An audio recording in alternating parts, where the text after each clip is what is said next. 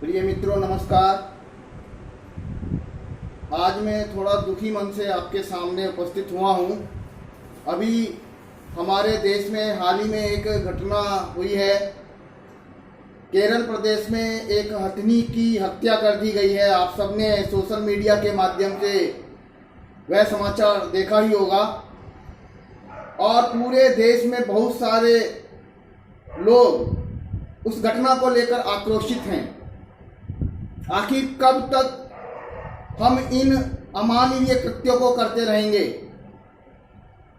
हम भारतवासी हैं जो भारत भूमि पूरे विश्व में अपने मूल्यों के लिए, अपने संस्कारों के लिए जानी जाती थी। आज उस भारतवर्ष में इस प्रकार की जघन्य घटनाओं का होना निश्चित रूप से हमारे लिए शर्म की बात है। अभी हाल ही में एक घटना अमेरिका में भी हुई है, जहां एक पुलिसकर्मी के द्वारा एक अश्वेत व्यक्ति को इस प्रकार से प्रताड़ित किया गया कि कुछ समय पश्चात उसकी मृत्यु हो गई। एक अभिजातीय वर्ग में, एक पढ़े लिखे वर्ग में इस प्रकार की घटनाओं का होना हमारे मानवीय होने पर प्रश्न चिन्ह लगा देता है। मैं लौटकर वापस आता हूं भारत पर, क्योंकि भारत एक विचार है। भारत केवल जमीन का एक टुकड़ा नहीं है, भारत एक विचार है। और ये बात जब तक हम अपने मन में धारण नहीं करेंगे, जब तक हमारी आने वाली पीढ़ी में इस बात को हस्तांतरित नहीं करेंगे, तब तक क्या लाभ है हमारा तकनीकी रूप से समृद्ध होने का? क्या लाभ है हमारा बड़ी बड़ी डिग्रियों को धारण करने का? क्या लाभ है हमारा देश की साक्षरता दर को लगातार बढ़ाए जाने का? साथियों, हमें विचार करना चाहिए कि हमारे जीवन में इस प्रकार का जो पतन आया है वो किस कारण से आया है। इसलिए मैं आज की इस वीडियो को नाम देना चाहता हूं द डेथ ऑफ इंडिया। जो लोग इंडिया के रूप में भारत से प्यार करते हैं, क्योंकि कुछ भी हो चाहे अंग्रेजी ही सही, इंडिया भी हमारे देश का नाम है, तो डेथ ऑफ इंडिया सुनकर उन्हें भी अच्छा नहीं लगेगा। लेकिन एक दूसरा पक्ष भी है। डेथ ऑफ इंडिया बहुत जरूरी है यदि भारत का उदय करना है। भारत को अगर फिर से उदित कराना है तो death of India should be the principle of our life. क्योंकि बिना इंडिया अस्त हुए भारत का उदय नहीं होगा। भारत की आत्मा को दबा दिया गया, कुचल दिया गया इंडिया शाइन के चक्कर में। वह भारत जिसने पूरे विश्व को जीवन मूल्यों का पाठ पढ़ाया, हमारे दैनिक जीवन में जिन जीवन मूल्यों को लेकर हमारे पूर्वजों ने जीवन शैली निर्मित की, उस जीवन शैली का हमने बंटाधार कर दिया है। आपको और हमको ये समझना होगा, लेकर सुबह से लेकर रात्रि तक की हमारी जीवन प्रणाली थी, जिस देश में सुबह उठकर ही बिस्तर पर बैठे बैठे हाथ जोड़कर परमात्मा का नाम लिया जाता था, उसके पश्चात धरती पर अपना पैर रखा जाता था। और उस धरती पर पैर रखने से पूर्व भी हम धरती को इस प्रकार से नमन करते थे, क्षमा प्रार्थना करते थे कि हे धरती मां, तेरे ऊपर अपना मैं पैर रख रहा हूं, मुझे क्षमा करना। ऐसी भारत भूमि पर हमने जन्म लिया। ऐसी भारत भूमि पर हमने जन्म लिया जहां राम भी इस अपनी जन्मभूमि की मिट्टी को अपने साथ में ले जाते हैं और उसको मस्तक पर वन के दुर्गम क्षेत्रों में रहते हुए भी प्रतिदिन धारण करते हैं, जो उनकी अपनी मातृभूमि के प्रति, अपने मिट्टी के प्रति उनकी कर्मठता को, उनकी निष्ठा को, उनकी सत्यता को दर्शाती है। कहां खो गए वो जीवन मूल्य? आज की इंडिया वाली पीढ़ी अपने बच्चों से कहती है मिट्टी में मत खेल, गंदा हो जाएगा। और एक वह पीढ़ी थी जो बच्चे को मिट्टी को माथे से लगाना सिखाती थी। जब तक बच्चा मिट्टी में नहीं खेल लेता था, तब तक उसकी मांसपेशियों का विकास नहीं होता था। आखिर किस ओर जा रहे हैं हम? सोचना पड़ेगा हमें, क्योंकि यदि अभी ना संभले तो यह भारत मर जाएगा। भारत का जीवित रहना तभी संभव है जब हम अपने नैतिक मूल्यों को, अपने भारतीय जीवन मूल्यों को अपने जीवन में धारण करेंगे।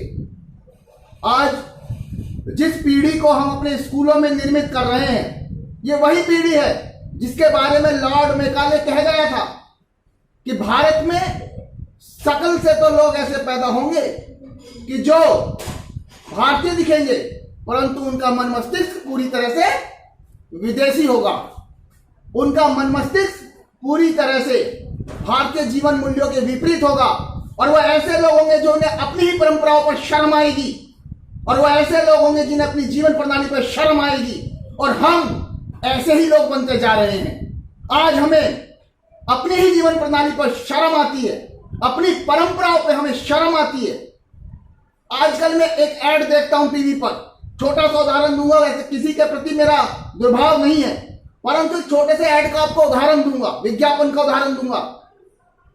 टेलीविजन पर एक मां आती है और एक साबुन विशेष से नहाने के कारण वो सॉफ्ट हो जाती है। यह है इंडियन मां, और मां भी नहीं कहना चाहिए, यह है इंडियन मॉम।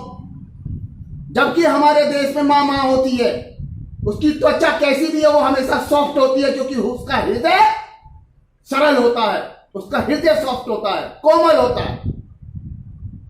हमने मां के चेहरे की चिकनाई से मां को आदर नहीं दिया, हमने मां को आदर दिया उसकी हृदय की कोमल भावनाओं से, उसकी हृदय की ममता से। यही हमारी संस्कृति ने सिखाया। आज हमारी मां बेसुध पड़ी है।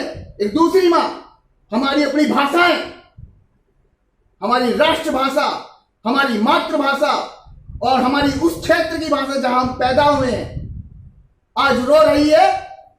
अंग्रेजी ने पूरी तरह से हमारे देश की भाषाओं पर नियंत्रण कर लिया है, और आज उस नियंत्रण के कारण से हमारे देश का 80% ऐसा वर्ग जो अंग्रेजी नहीं जानता है, हीन भावना से ग्रस्त है।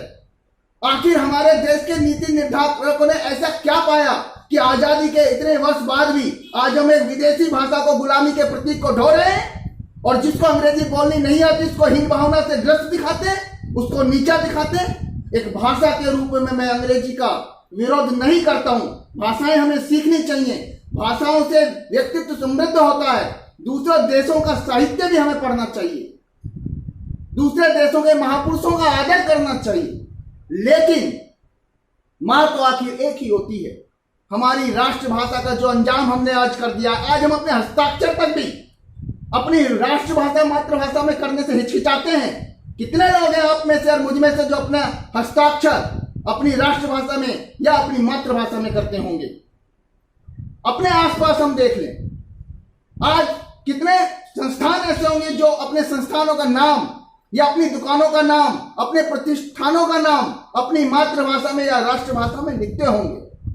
मर रहा है भारत, इन्हीं कारणों से मर रहा है भारत। आज कितनी फिल्में हैं ऐसी जो हमारे संयुक्त परिवार के जीवन मूल्यों को दिखाती होंगी, जो हमारे देश की सनातन संस्कृति के बारे में हमारी आने वाली पीढ़ियों को परिचित कराती होंगी। आज नंगी और हिंसा से भरी हुई फिल्में हमारी युवा पीढ़ी देखकर आनंदित होती है। आज हमारी फिल्मों के माध्यम से घर घर में नंगापन और अश्लीलता परोसी जाती है। एक समय था जब पूरे परिवार के लोग एक साथ बैठकर उन धारावाहिकों का लुत्फ लिया करते थे, छुट्टी में फिल्मों को एक साथ बैठकर देखा करते थे। एक जमाना था जब ब्लैक एंड व्हाइट टीवी हमारे भारत में चला करता था, तो आस पड़ोस के लोग भी किसी एक घर में जाकर टीवी देखा करते थे, जब सभी घरों में टीवी नहीं होता था। हम तकनीकी रूप से पिछड़े हुए थे, लेकिन मूल्यों की दृष्टि से हम बहुत आगे थे, क्योंकि सभी के साथ, बच्चा हो, बूढ़ा हो, किशोर हो, युवक हो, सबके साथ, घर की माताएं बहनें हो, हम उन धारावाहिकों को देखते थे। कोई शर्म हमें नहीं आती थी। आज हम अपने धारावाहिकों को देखते समय चैनल बदलने पर मजबूर हो जाते हैं। हर दृश्य नहीं देख पाते। पास में पुत्री बैठी है, सामने दृश्य ऐसा आ जाता है कि आपको चैनल बदलना पड़ता है। क्या इस भारत निर्माण के लिए हमारे वीर अमीर बलिदानियों ने अपना बलिदान दिया था? वीर हुतात्माओं ने अपने को शहीद किया था, फांसी के फंदे पर चूमे थे। हजारों साल से इस देश की संस्कृति की रक्षा करते हुए जिन लोगों ने अपनी जीवन पूरा तपस्या में निकाल दिया, क्या इसी दिन को देखने के लिए? जागो युवाओं, जागो, अपनी संस्कृति का अध्ययन करो, अपने राष्ट्र के संस्कारों का अध्ययन करो, नहीं तो मर रहा है भारत, मर जाएगा ये भारत। भारत आप में और मुझ में रहता है। भारत कोई देश का टुकड़ा नहीं है। फिर से कहता हूं, भारत एक विचार है, और उस विचार को यदि जीवित रखना है तो उसे पोषित करना पड़ेगा, उसकी जड़ों को सींचना पड़ेगा। आज विदेशी शिक्षा प्रणाली ने हमारी देश के इस विशाल वट वृक्ष रूप में को एक प्रकार से मट्ठा डालने का काम किया, उसकी जड़ों में उसके पोषण को अवरुद्ध कर दिया। आज की हमारी शिक्षा प्रणाली, क्या लाभ है ऐसी शिक्षा प्रणाली का जहां पर पढ़ लिख कर बच्चे अपनी मातृभूमि को छोड़कर विदेशों में पैसा कमाने के लिए चले जाते हैं? क्या धन ही एकमात्र है? सब कुछ धन ही है। मेरे बहुत से मित्र हैं ऐसे जिनके बूढ़े माता पिता यहां पर भारत में रहते हैं और वो विदेशों में रह रहे हैं। और ऐसा भी है, दुख का विषय है कि बहुत से व्यक्ति विदेशों में जाकर बस जाते हैं, उन्हें भारत नाम सुनना भी अच्छा नहीं लगता, क्योंकि उन्हें यहां गंदगी दिखाई देती है, यहां पे गरीबी दिखाई देती है।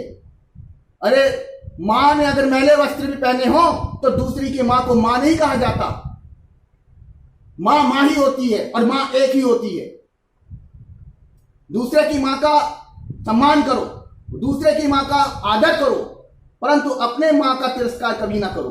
आज हम अपनी मां का तिरस्कार कर रहे हैं, आज हम अपने संस्कृति का तिरस्कार कर रहे हैं। आज तिलक लगाने पर हंसी आती है, लोग जनेऊ पहनने पर हंसी आती है, वैसे बड़ी बड़ी चोटी रख लेंगे लेकिन शिखा धारण करने पर हंसी आती है। ऐसी युवा पीढ़ी, कारण है उसका क्योंकि हमारी शिक्षा पद्धति में संस्कार नाम की कोई चीज नहीं है। हमारी शिक्षा पद्धति में जीवन के नैतिक मूल्य नहीं है। हमारी शिक्षा पद्धति में सनातन काल से चली आ रही परंपराओं का कोई उल्लेख नहीं है। केवल फिजिक्स, केमिस्ट्री, बायोलॉजी या मानविकी के अन्य विषय पढ़ लेने मात्र से मानव नहीं बन जाते।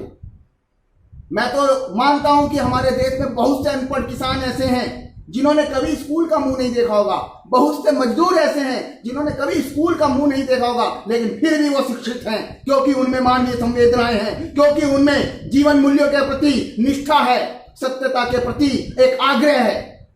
और यही हमारी सनातन संस्कृति ने हमको दिया था। इसलिए मित्रों, वक्त आ चुका है, हमें स्वयं अपना मार्ग का निर्माण करना होगा।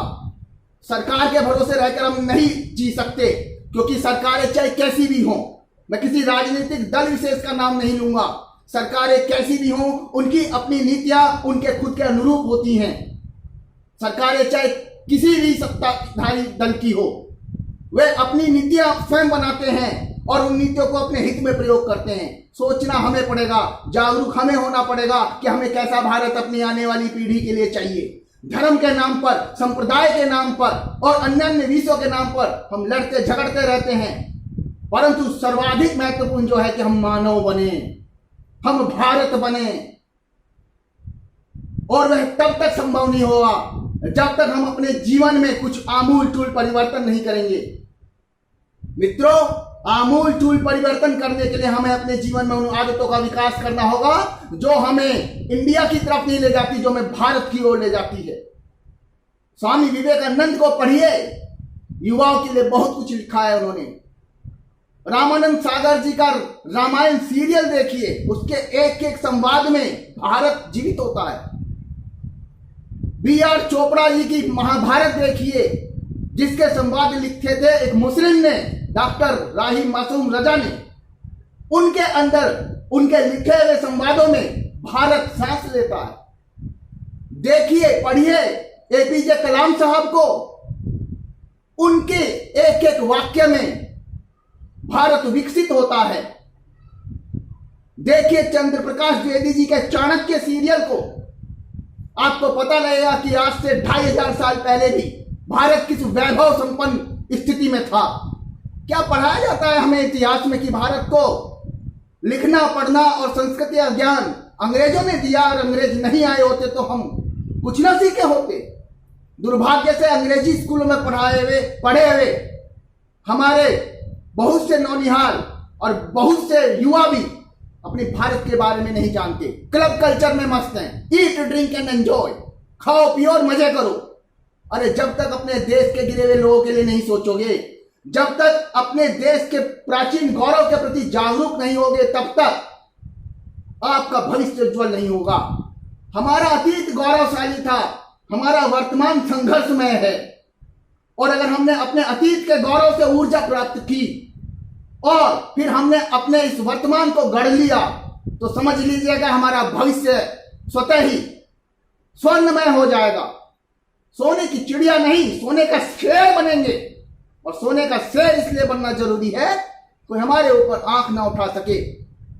मेरे भाइयों और बहनों, मैं आपसे केवल एक बात कहना चाहता हूं। एक शिक्षक होने के नाते से मेरे मन की पीड़ा है जो आपके सामने सोशल मीडिया के माध्यम से रख रहा हूं। और मैं ही नहीं, मेरे जैसे अनेक शिक्षकों की और अनेक उन लोगों की ये पीड़ा होगी जो अपने देश के बारे में सोचते हैं, अपनी देश की संस्कृति के बारे में विचार करते हैं। और वह पीड़ा यही है कि हम स्वाध्याय नहीं करते, हम पढ़ना नहीं चाहते। आज जिस मोबाइल से मैं अपनी ये वीडियो बना रहा हूं, उस मोबाइल ने हमारे जीवन को संकुचित करके रख दिया है। तकनीकी का लाभ लेना कैसा होना चाहिए वह भी एक कला है। हम तकनीकी का लाभ लें, तकनीकी से आगे भी बढ़े, लेकिन उस तकनीकी के लाभ के साथ साथ हम यह भी देखें कि हमने अपने जीवन से कितना सीखा है, अपने जीवन को कितना विकसित किया है। जय कृष्णमूर्ति और आचार्य रजनीश ओशो के इस देश में तकनीकी को लेकर बहुत विचार विमर्श हुआ है। उनके दर्शन का मैंने अध्ययन किया है। उन्होंने स्पष्ट रूप से चेतावनी दी है कि यदि हमने तकनीकी का इस्तेमाल ठीक से नहीं किया तो हम अपने अस्तित्व को ही खो बैठेंगे। आज पूरी मनुष्य जाति तकनीकी को इस स्तर पर ले गई है तो हम कहते हैं बारूद के ढेर पर बैठी है। ना जाने कब तृतीय विश्व युद्ध हो जाए और सब कुछ खत्म हो जाए।